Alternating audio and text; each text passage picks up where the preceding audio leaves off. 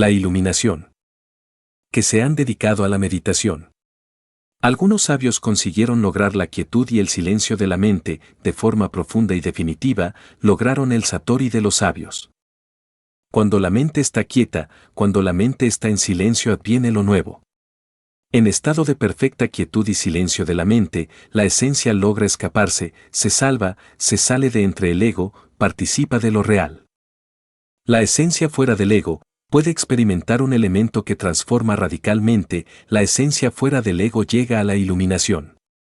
Repito, en el Tíbet, en algunas cavernas de los Himalayas, ciertos yogines consiguieron la quietud y el silencio de la mente, entonces la esencia pudo experimentar la realidad, pudo gozar del éxtasis, del samadhi de los santos, pero en todo existe sus más y sus menos.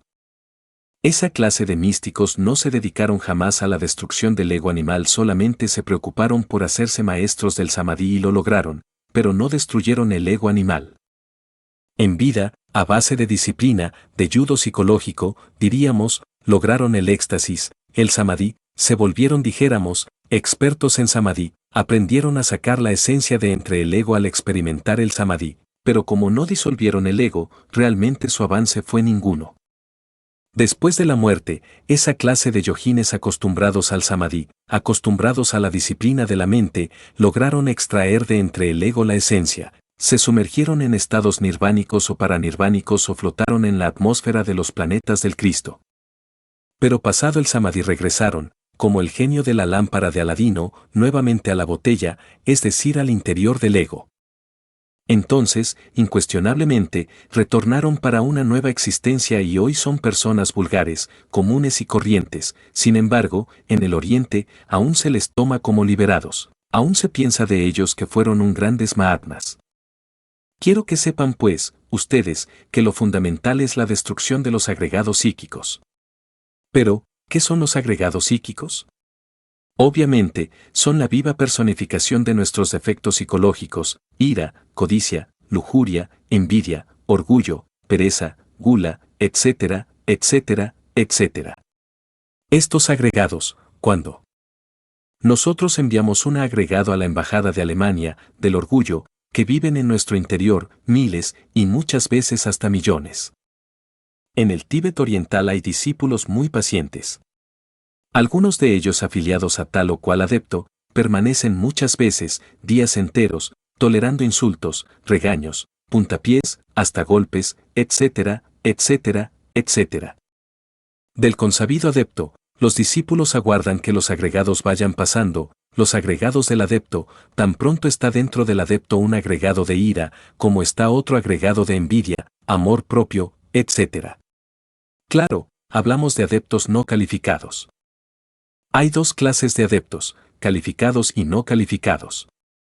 El discípulo muchas veces tiene que soportar a uno de esos adeptos no calificados, aguardar que pase un agregado e insulte, que pase otro, y de una patada, que pase otro, y de una trompada, que pase otro, y de una cachetada, que pase otro y de un insulto, que pase otro.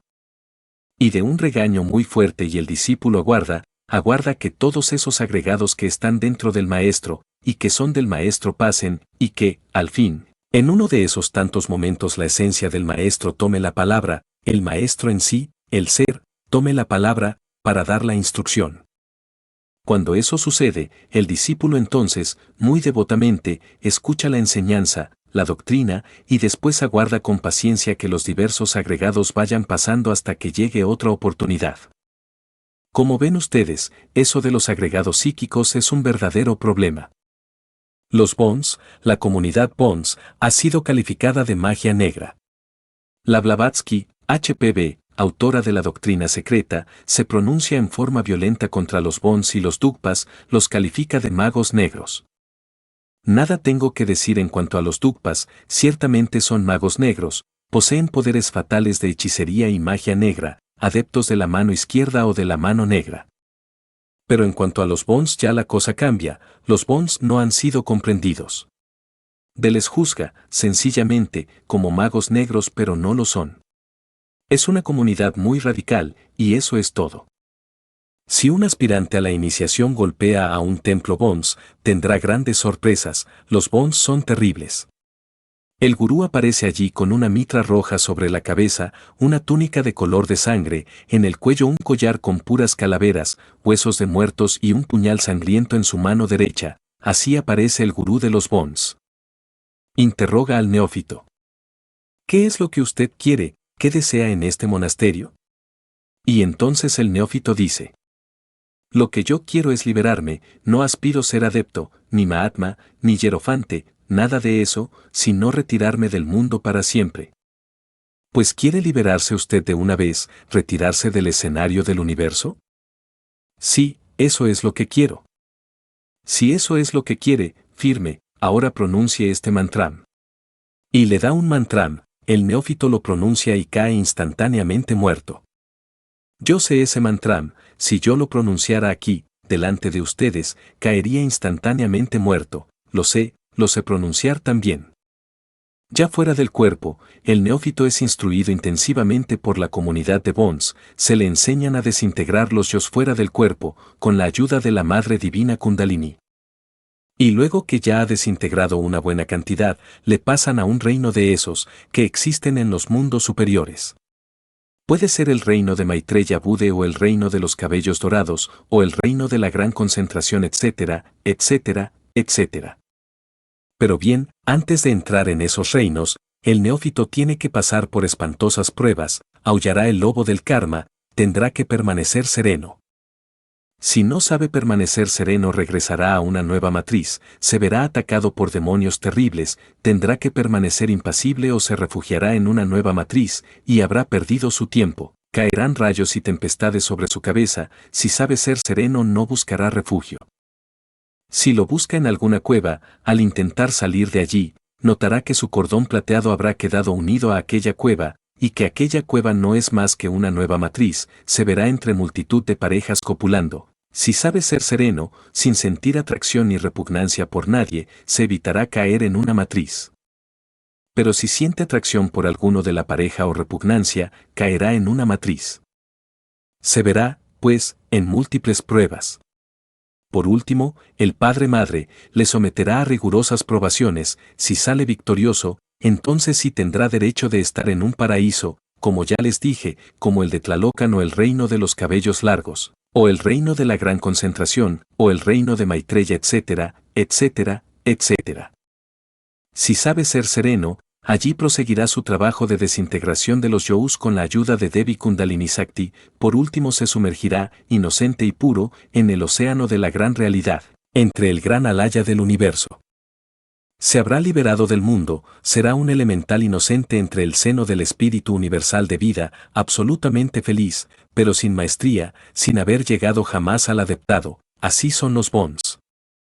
Ahora, si el neófito que ha golpeado en un monasterio Bons, elige la iniciación, el camino del adeptado, se le llevará a una montaña apartada, se le hará dormir en una humilde casa, en una choza en la montaña. Y a medianoche sentirá los clarines, las cornetas formadas con huesos de muertos de los monjes Bons.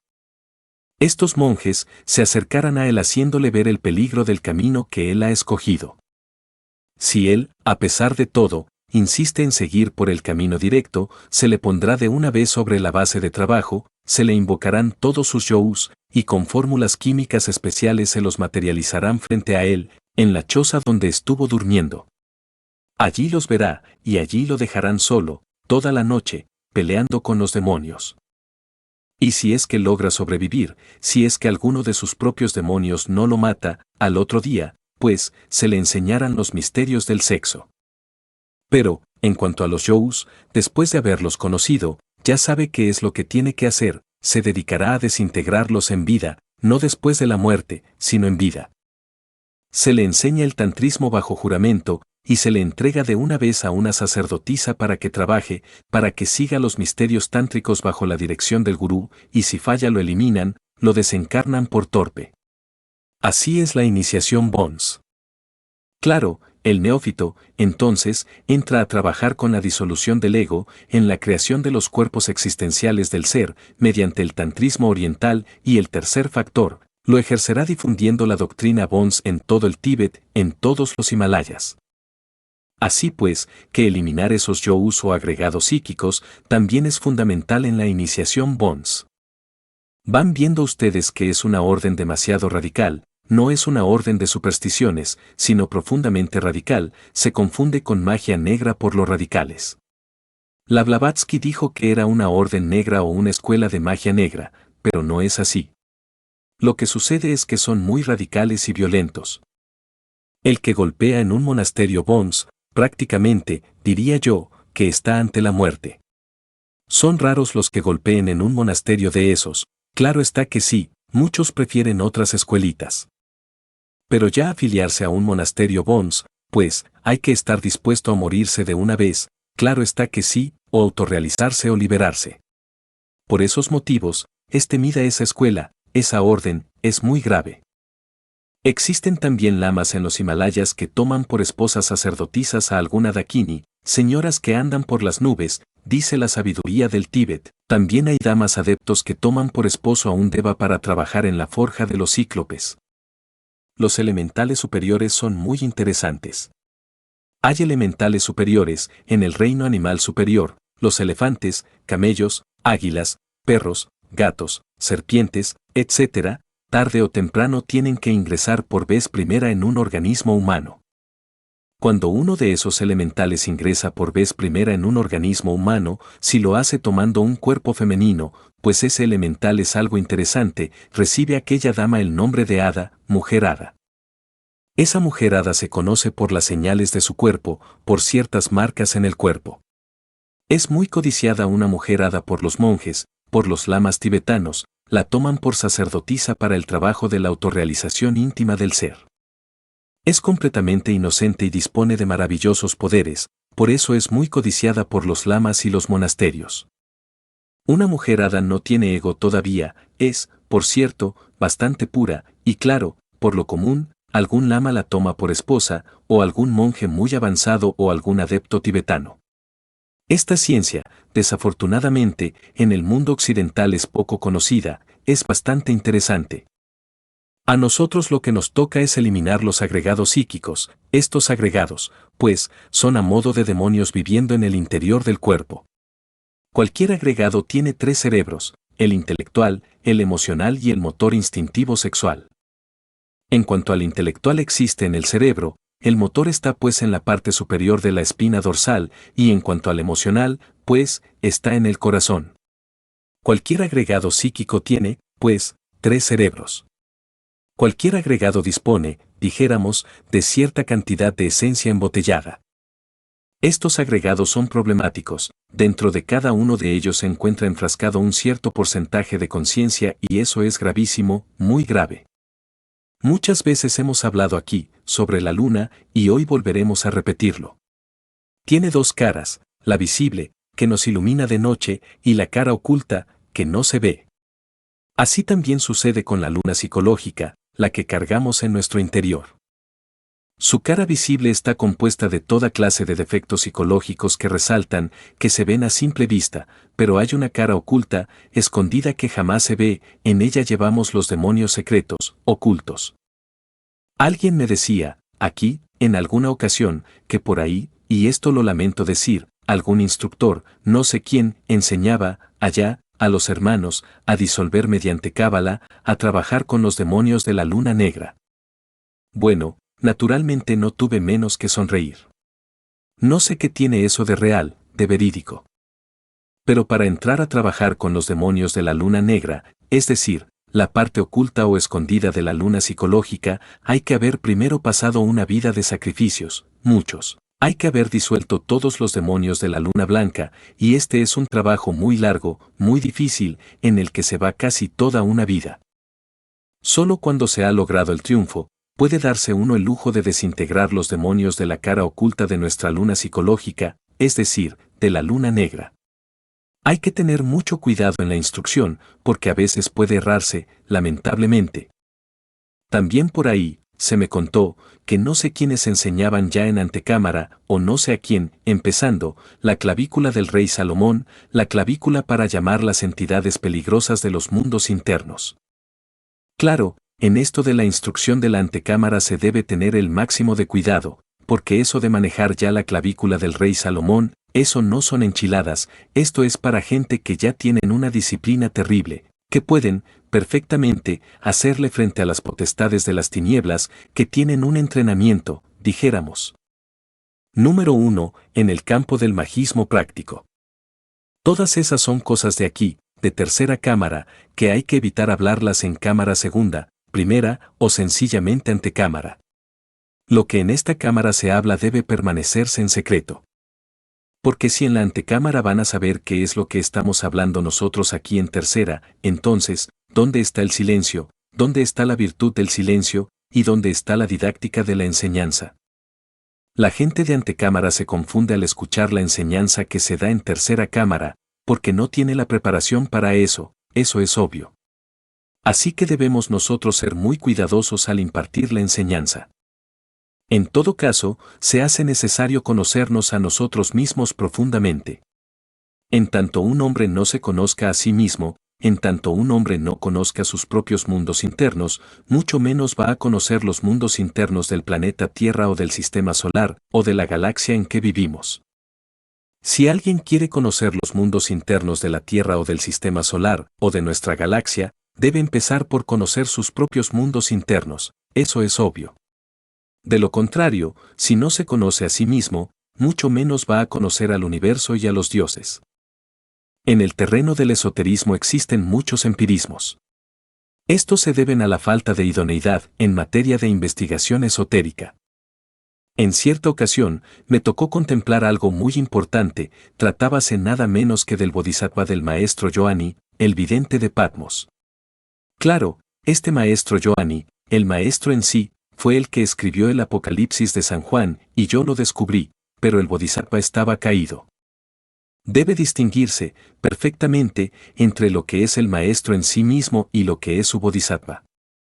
El bodhisattva del vidente de Patmos, el autor del Apocalipsis, está en el lodo de la tierra, y está caído, desgraciadamente está hundido entre el abismo, entre el lodo, durmiendo. Y bien, en una ocasión repito, fue bastante interesante, hube de ponerme en contacto con ese bodhisattva. Por aquellos días había ya desencarnado, y tenía, en sus cuerpos internos, metidos a todos los yous, que jamás había disuelto. Al darme la mano, después de muerto, lo sentí muy frío, pues no había despertado el fuego sagrado. Parecía un gigante enorme, gordo, obeso, horrible, y dentro cargaba los yous, y esto me dejó mucho que pensar. Sin embargo, cuando uno contempla al maestro, al vidente, al ser, al que escribió el Apocalipsis, ve uno cuán distinto es. Porque una cosa es el ser y otra cosa es el bodhisattva. El bodhisattva caído carga dentro los agregados psíquicos, y eso es lamentable, muy lamentable. En vida, recuerdo el caso de que aquel hombre había rechazado mi libro titulado Los Misterios Mayores. Se le había mandado desde aquí, desde México, y esto fue para mí lamentable, motivo por el cual hube que expulsarle del seno de la institución. Se había hasta pronunciado contra el gran arcano, y cosas así por el estilo, se había levantado en armas contra nosotros. Fuera del cuerpo, en aquella ocasión, invoqué a su Dios interno, es decir, a su gran ser, a su real ser, y delante de él le hice cierta pregunta. De inmediato él la interpretó a su modo, el ego tomó la respuesta a su modo, y lo que era en contra de él, lo tomó a su modo, mal interpretó todo de inmediato. Por eso podrán ver ustedes, claramente, que mientras alguien tenga los agregados psíquicos dentro, aunque goce de la capacidad del éxtasis, del samadhi, todo lo interpretará mal, le hará erróneas interpretaciones. El ego se encargará de interpretar lo que se perciba, lo que se siente, y lo traducirá de acuerdo con sus propios prejuicios, de acuerdo con sus preconceptos o conceptos, etc. Por eso es que es necesario, a fin de convertirse uno en un investigador idóneo, desintegrar los agregados, porque si no los desintegra, marchará por el camino del error, todo lo mal interpretará en los mundos superiores. La desintegración de los agregados exige mucha vigilancia, mucha fuerza. Lo primero que se necesita para desintegrar cualquier agregado es un reto. Indubitablemente, en el terreno de la vida práctica hay muchos retos. A la mente llegan distintas impresiones, distintos eventos, celos, ira, codicia, lujuria, odio, etcétera, etcétera, etcétera, es precisamente en el terreno de la vida práctica donde podemos nosotros autodescubrirnos, porque en relación con nuestras amistades, o en relación con las gentes de trabajo, o en relación con las gentes de la casa, etc. Los defectos que llevamos escondidos afloran espontáneamente, y si los vemos, entonces podemos perfectamente comprenderlos a través de la meditación. Defecto que ha sido comprendido en todos los niveles de la mente, a través de la técnica de la meditación profunda, debe ser desintegrado. Hay dos situaciones en las cuales puede uno desintegrar cualquier agregado psíquico: un soltero, alguien que no tenga sacerdotisa, o una mujer que no tenga varón. En meditación, podrá comprender cualquier defecto que haya observado en la vida práctica, y luego, suplicará en oración a su divina Madre Kundalini, desintegre aquel defectos. Aquel agregado psíquico que lo personifica, será auxiliado, o auxiliada, aquel soltero o soltera, y la Madre Divina le ayudará. Pero un soltero, o soltera, tan solo podrá eliminar, dijéramos, un 50% de los elementos inhumanos. Es imposible que logre la eliminación del 100%, porque hay ciertos agregados muy fuertes que no se desintegran tan fácilmente. Tienen una cosa, constitución de acero. En estos casos hay que apelar a armas más poderosas, hay que bajar a la novena esfera, a trabajar con la lanza de Longinus. Solo así, con esa lanza, podemos traspasar a esos agregados, desintegrarlos.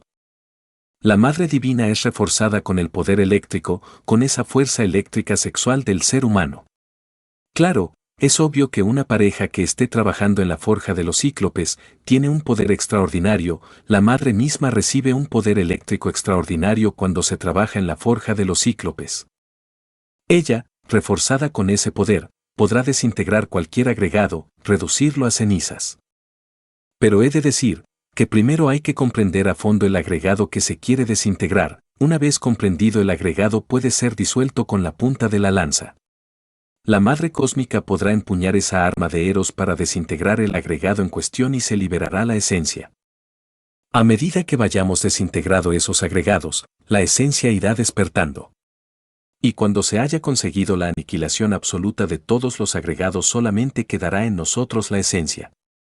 Esa esencia, en sí misma, es bella, y de esa belleza emana entonces eso que se llama amor, fraternidad, sabiduría, etc. Obviamente, como ya dije, una cosa es aniquilar o desintegrar los defectos que resaltan a simple vista, que corresponden al mundo de la luna que se ve, y otra cosa es desintegrar o aniquilar a los agregados de la parte oculta o escondida de la misma luna psicológica. En todo hay grados y grados.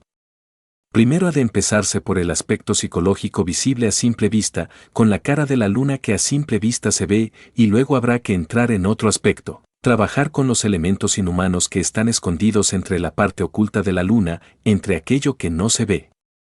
En todo caso, si no se quiebran esos agregados, no es posible, entonces, realmente, conseguir el despertar de la conciencia, que es fundamental para convertirse uno en un verdadero investigador, competente, de la vida en los mundos superiores. Es formidable esta cuestión. Pero se hace urgente entender lo que se quiere decir. De manera, mis queridos hermanos, que hay que desintegrar los agregados.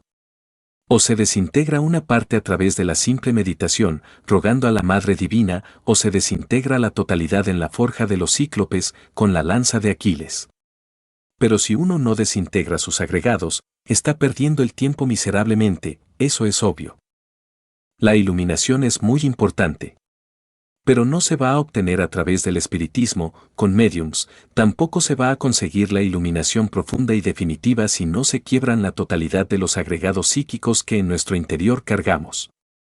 Hay defectos que verdaderamente parecen virtudes, y hay virtudes que parecen defectos. Y todo esto hay que entenderlo. También es cierto y de toda verdad, que las virtudes mal usadas son óbice para el despertar de la conciencia y pueden causar mucho daño sobre la faz de la tierra. En el sendero que seguimos, y que nos ha de conducir a la liberación final, lo importante es la comprensión creadora. Se hace indispensable que nosotros seamos sinceros consigo mismos, que hagamos, dijéramos, un balance de cuentas, para saber qué nos sobra y qué nos falta. Porque en nosotros hay mucho sobra y mucho que falta. Es necesario que nos sinceremos consigo mismos, si es que queremos un avance verdadero. El camino es angosto, estrecho y difícil, el que lo oya con firmeza llega a la liberación final. Pero se necesita de ese elemento que se llama comprensión. Solo comprendiendo las necesidades psicológicas interiores, podremos avanzar por el real camino. Esa es la cruda realidad de los hechos. Mis hermanos, deben tratar de relacionarse cada vez mejor consigo mismos. Hay 3 tipos de relación: la relación con nuestro cuerpo, si estamos mal relacionados con nuestro cuerpo, pues vienen las enfermedades; la relación con el medio ambiente, si nosotros no sabemos relacionarnos con el medio ambiente que nos rodea, nos creamos conflictos. Y la relación consigo mismo, he ahí la más importante de todas.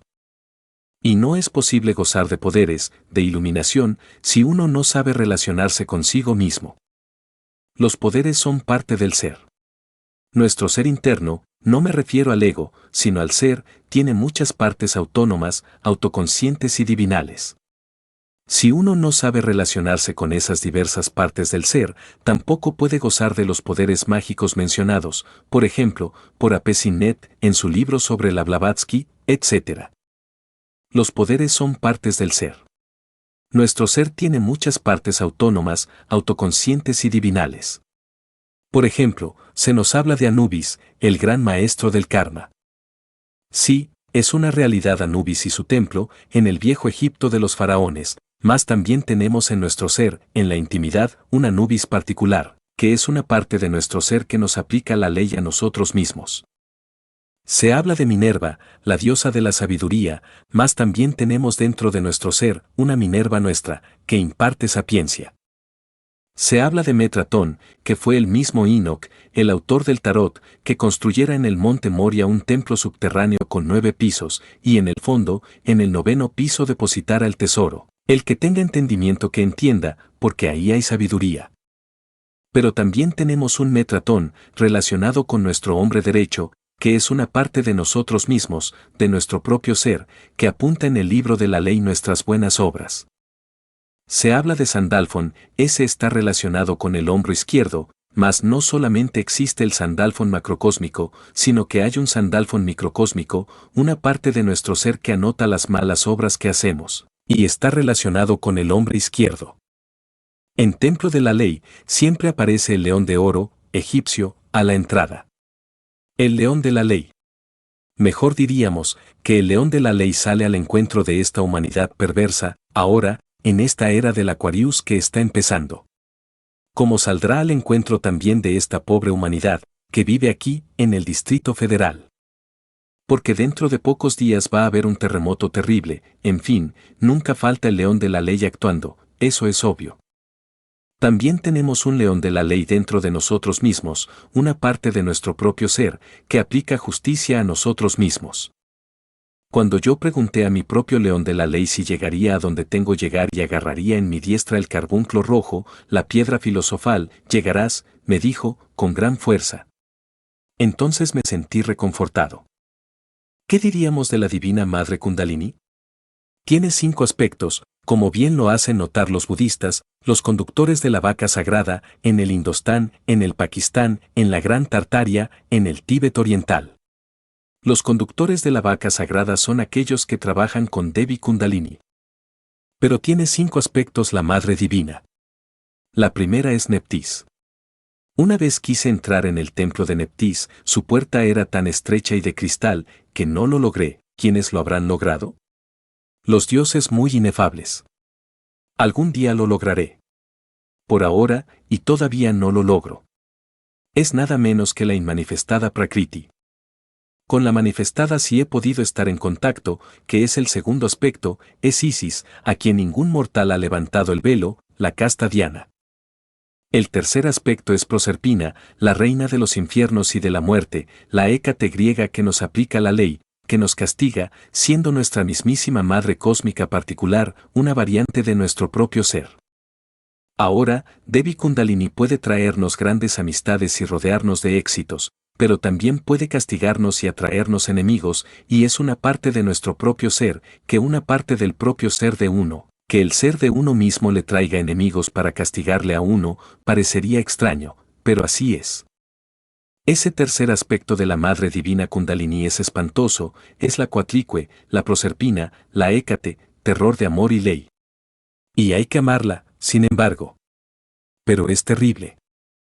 Yo una vez le dije: Madre, yo te amo, dirigiéndome al tercer aspecto, en ese momento parecía ella la muerte en persona.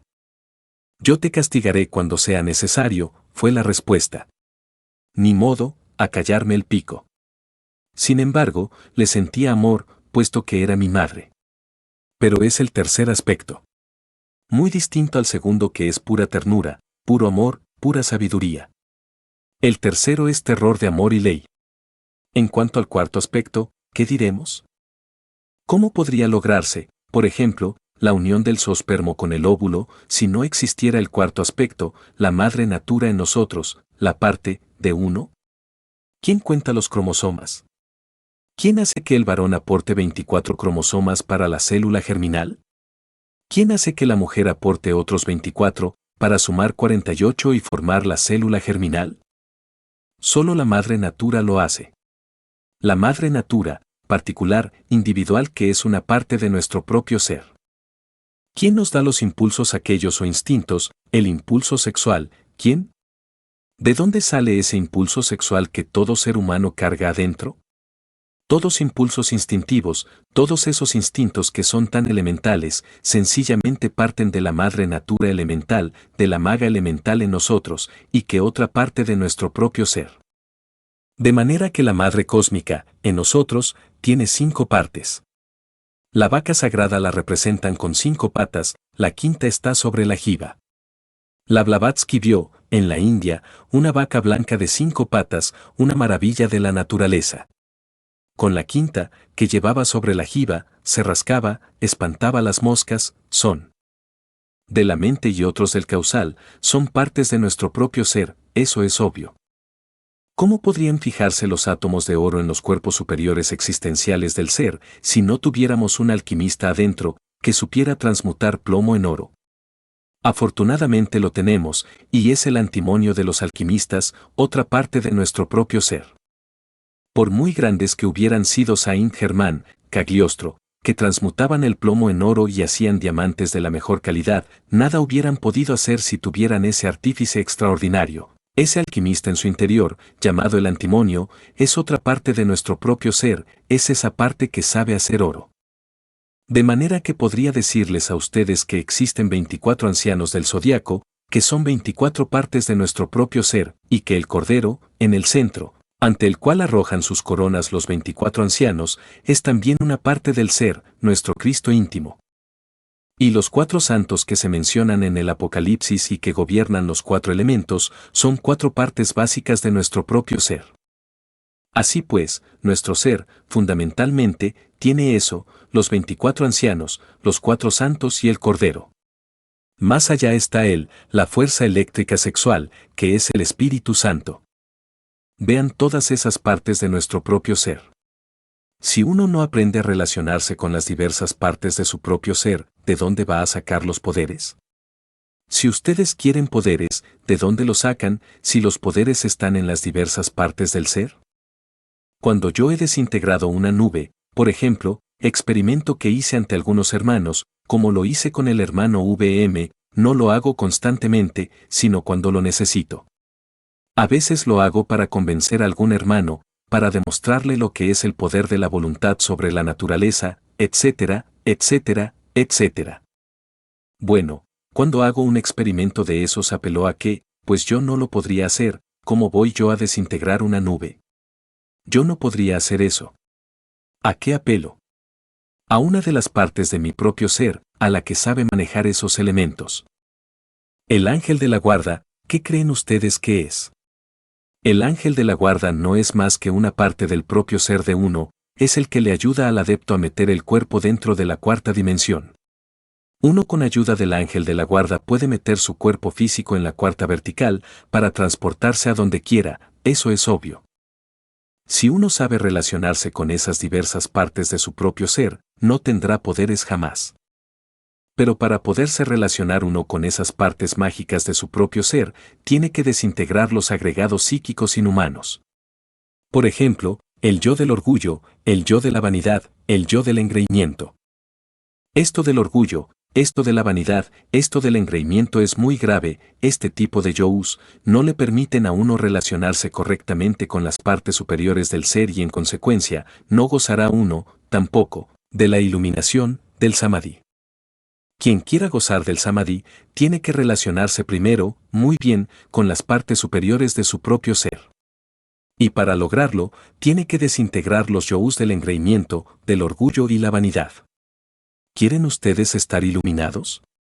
Acaben con el engreimiento, acaben con el orgullo, acaben con la vanidad. Propónganse desintegrar esos agregados y entonces estarán ustedes iluminados. Hasta aquí mis palabras en la cátedra de esta noche. Rogamos a nuestro hermano. ¿Quién estuvo?